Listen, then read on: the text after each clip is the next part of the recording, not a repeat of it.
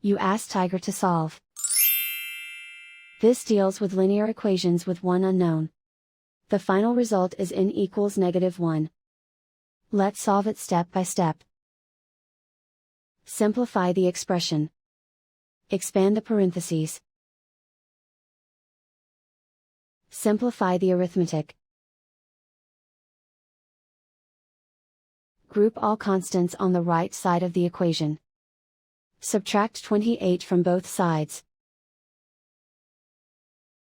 Simplify the arithmetic.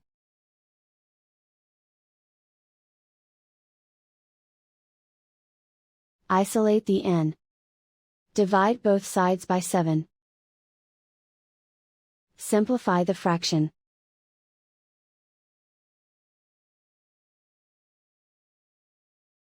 And so the final result is n equals -1.